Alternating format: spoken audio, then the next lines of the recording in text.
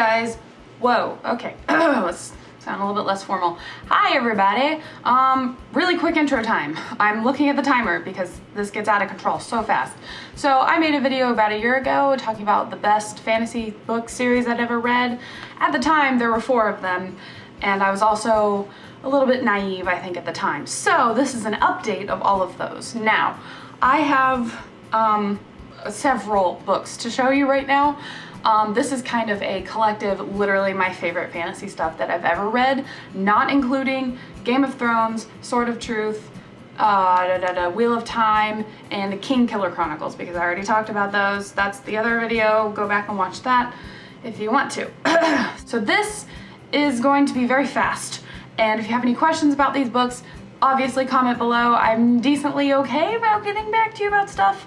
Also, I would like to say thank you for all of your suggestions, and my god, I will try Malazan Book of the Fallen again, I promise, because like 50 some people told me to. So that's a lot of people, and I respect you all. You're all smart cookies, so I will read it, maybe.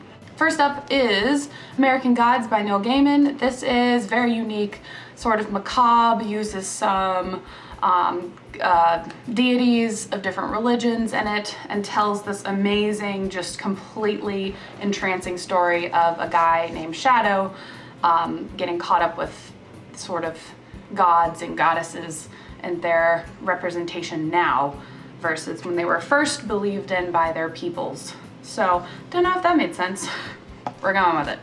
The next book series I want to tell you about is The Protector of the Small Quartet by Tamara Pierce. This is incredibly important to me because this actually shaped my feminist ideals before I even knew what feminism was. It is the story of a girl, Calidri, who is in training to become a knight. And it is amazing, and it's set in medieval times. It's perfect. Everyone should read this. And I did review this already in a different video, but this is his Mistborn trilogy by Brandon Sanderson. It's amazing. Brandon Sanderson's very good at different magic systems and world building and all that kind of stuff. Very, very entertaining. The end of this, still sort of resentful about, but it ended beautifully, so very good trilogy. The next 2 kind of go together, and honestly, I swear to God, I just forgot to put them in the fantasy video I made, whatever. So, of course, it's the obligatory The Fellowship of the Rings by J.R.R. Tolkien. Sorry, all these authors have like little, initials and then their last name. Sometimes I get confused in my head. So that's, the Lord of the Rings trilogy. This is like a cool edition. I like it a lot. And of course, The Hobbit, because this was probably, I think this is the first book I did a review on this channel. This is one of my all-time favorite books. I read it in 3rd grade or 2nd grade or something a long time ago, and I loved this so much. This is one you've probably never heard of. This is Titus Groan by Mervyn Peake. This is considered classical fantasy because it's written sort of in the style of how classic books are written, like classics meaning like Moby Dick and that kind of stuff. So it's a little bit hard to get through, but the scope of this book, it's like you're completely just stuck inside of it, and not just because he's good at descriptions.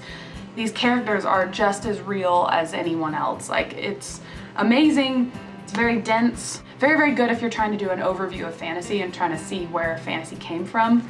That's a good one. So is The Lord of the Rings, but everybody knows that. Next is a trilogy that I'm sure everyone's already heard of. It is His Dark Materials series. I couldn't find my first book, so this is the 3rd one. But the first one is The Golden Compass. This is The Amber Spyglass. This was made into a movie. Actually, The Golden Compass was made into a movie. This is controversial because of religious undertones.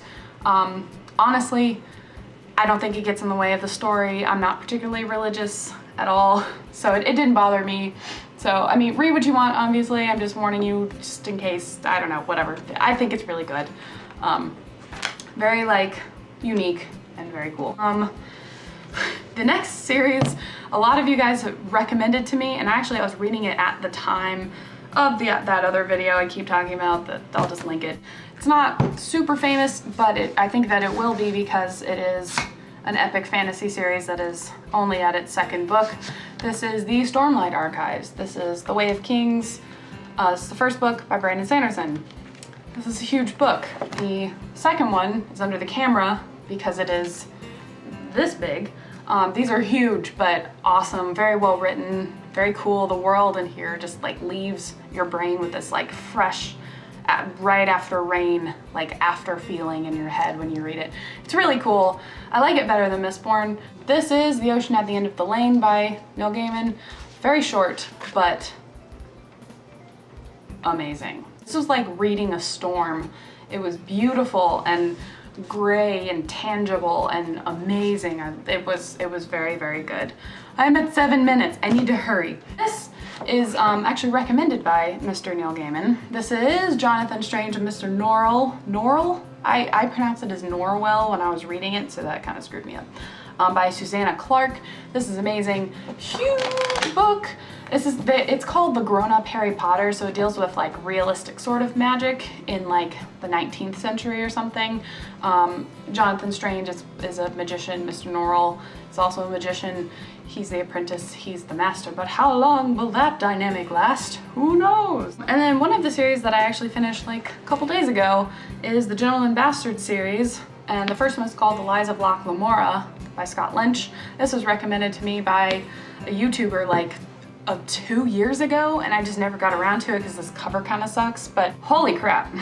This is really good. The dialogue is amazing. It's very witty, funny, fast, and it's really cool because it takes place in like 18th century Venice, but it's on an alien planet, so some of that kind of weirdness is incorporated, so it's oddly familiar. It's really good. Wow, really good. So I think that about covers everything that I have already read that I love that's in the fantasy genre. Feel free to contact me with anything. Yes, I will try Malazan Book of the Fallen again, maybe. Right now, what I'm currently reading, Assassin's Apprentice by Robin Hobb. This is highly recommended to me. God, I'm like this far. It's pretty good so far. It's a little bit slow paced, but you know, it's definitely interesting.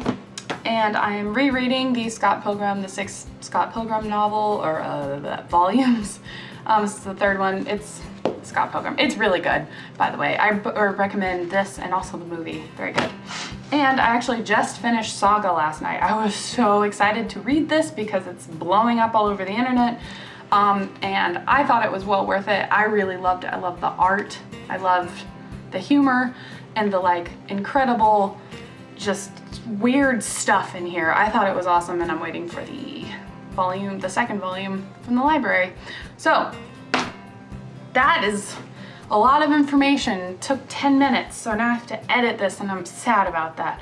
Anyway, I'm going to film a vlog, I think, and post that at some point. I'm going out of town this weekend, so it'll probably make it up in like 3 months. So that's how I feel about that. Also, check it out. Look at that sweet eyeliner though. That's pretty cool. Pretty cool. Okay, bye.